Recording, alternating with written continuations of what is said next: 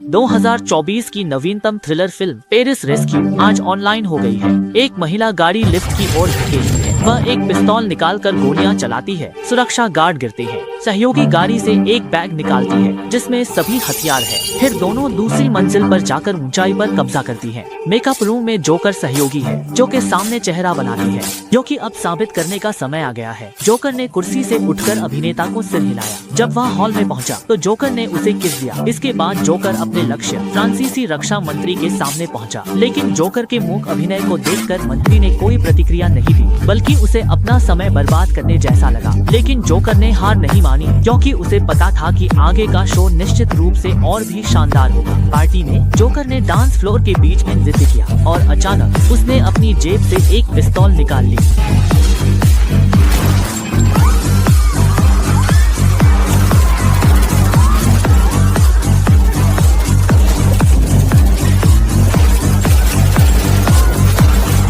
एक सुरक्षा guard Jason ने मंत्री को बाहर ले जाने की कोशिश की, जबकि बाहर का माहौल बिखर चुका था। जोकर के सहयोगी सुरक्षा कर्मियों पर गोलीबारी कर रहे थे, लेकिन योजना बनाते हुए भी गोलीबारी के सामने वे सुरक्षा कर्मी गिर रहे थे। स्थिति पर नियंत्रण पाया गया। इन लोगों का असली नेता बाहर आया। उसने कहां से एक बात करने वाला लाया है। वह कहता है वह मेहमानों की जान नहीं लेना चाहता, मंत्री से बात करना चाहता है। उसने हॉल की जांच की, पाया मंत्री नहीं। बॉस ने जल्दी नहीं की, बल्कि धीरे धीरे चेहरे को देखा। वह एक व्यक्ति के पास रुका। बॉस ने उसे खड़ा होने के लिए कहा और वह शर्मिंदा या डरा हुआ था। उसके सिर पर पसीना बह रहा था।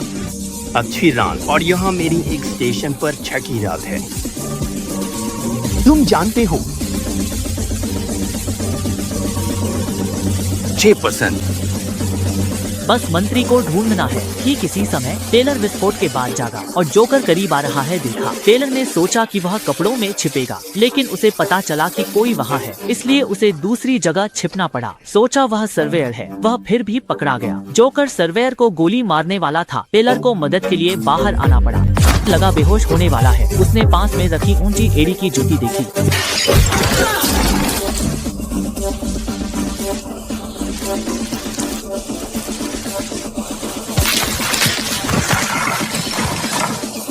इस समय जेसन मंत्री के साथ बेसमेंट में पहुंच चुका था। रसोइये मारे जा चुके थे। जेसन ने गलियारे देखा जहां के लोग उसकी ओर गोली चला रहे थे। जेसन के पास वापस जाना पड़ा, लेकिन यहाँ भी एक बंदूकधारी मौजूद था। जेसन को रास्ता खोज आगे बढ़ा। मंत्री ने जेसन की कपड़ों को पकड़ा था। गोली मार दे।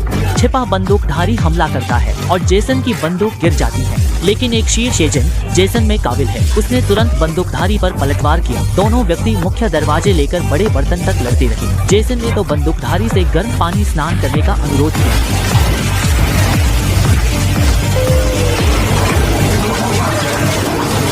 बेजुबान बंदूकधारी एक तरफ फेंक दिया। जेसन ने अपनी बंदूक उठाने का सोचा।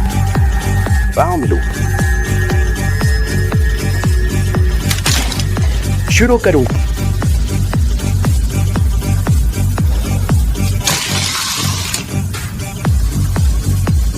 कर सकती हूँ। नीचे आओ।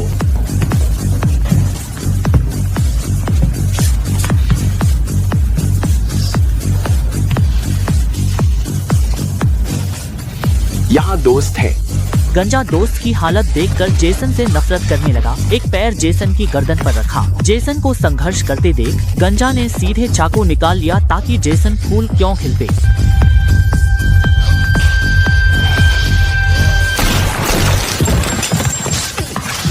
झांव पाई। वेंसन ने जल्दी से पहचान पत्र निकाला, जिससे टेलर को विश्वास हुआ और उसने एक पैर से पिस्तौल वेंसन की ओर लुढ़काई। गंजे की पहचान की सावधानी पूर्वक जांच करने के बाद टेलर ने उसके टैटू से पहचाना कि यह व्यक्ति फ्रांसीसी विदेशी सेना में सेवा कर चुका है, इसलिए दोनों जल्दी से हॉल की ओर बढ़ गए। इस समय मंत्री को हॉल में ले जाया जा चुका था और उसने चारों ओर देखा, फिर सामने की ओर देखा। मंत्री की बात सुनकर लाओपी हॉल के बीच में चला गया और सीधे अपने कपड़े उतार दिए। देखा गया कि यह एक ऐसा शरीर है जो चोटों से भरा हुआ है। सभी का धन्यवाद। अगली बार फिर मिलेंगे। तालिबान जेल के अंदर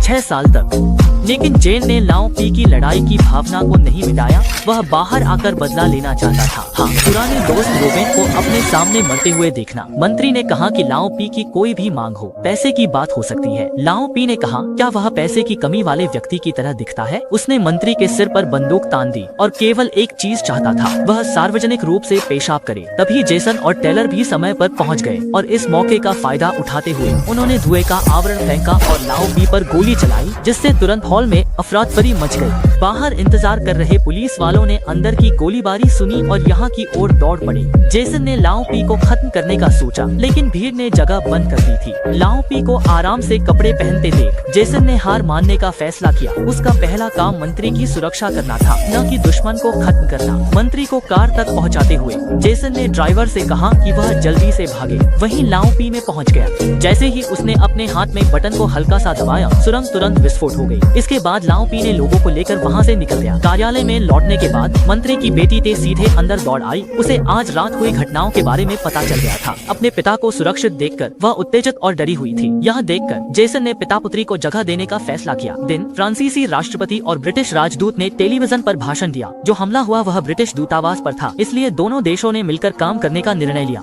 इस समूह आतंकियों को कानून के दायरे में लाना है। टेलर को भी विशेष समूह में बुलाया गया, जो संबंधित मामलों की प्रगति संभाल रहा है। चेहरा पहचान से विशेष समूह ने कुछ पहचाने। अच्छी बात यह कि उन्होंने हथियारों अनुक्रम संख्या से व्यापारी पता लगाया। अगला कदम देखना है कि लाओ पी और हथियार व्यापारी संबंध है। टेलर ने जेसन बुलाया। रोवेन और लाओ पी ने अफगानिस्तान साथ काम किया। क्योंकि लाओ पी ने रोवेन के आदेशों का पालन नहीं किया, इसलिए रोवेन ने मंत्री मिलकर लाओ पी की गतिविधियों को आतंकवादियों को बताने की साजिश की। यही कारण है कि लाओ पी को उन दोनों से बदला लेना है। इस बीच मंत्री ने एक व्यक्ति को फोन किया।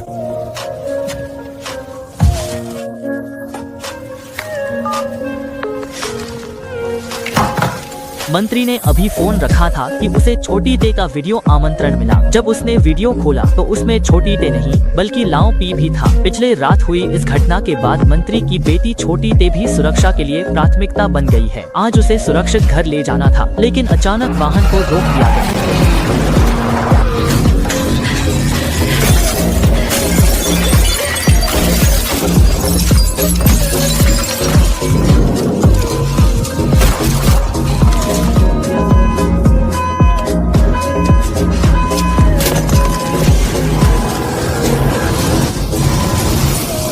इस तरह छोटी ते को सीधे खींच लिया गया और उसे बचाने वाले सभी गुप्तचर मारे गए। मंत्री ने लाओ पी से पूछा उसका उद्देश्य। लाओ पी ने मंत्री से कहा कि वह दरवाजा बंद कर दे। मंत्री ने ओबीडियंटली ऐसा किया। अपनी सीट पर लौटने के बाद लाओ पी ने मंत्री से कहा कि वह नीचे दराज खोले और दराज से एक किताब निकालने के लिए कहा। मंत्री ने दराज खोला और पाया कि वहाँ एक पिस्तौल थी। लाओ पी ने मंत्री से पूछा कि क्या वह छोटी ते के लिए सब कुछ करने को तैयार है। मंत्री ने लाओ पी से कहा कि वह सीधे बात करे। तब लाओ पी ने मंत्री को बताया कि या तो मंत्री पिस्तौल से खुद को मार ले या वे छोटी ते के सिर को उड़ा देंगे। उसने मंत्री को केवल 10 सेकंड का समय दिया। इस समय जेसन मंत्री के दरवाजे पर पहुंच चुका था और देखा कि दरवाजा किसी भी तरह नहीं खुल रहा था। जेसन को लगा कि कुछ गड़बड़ है, इसलिए उसने अपने शरीर से दरवाजे को जोर से टकराने की कोशिश की। बस यही है जीवन। 4, 3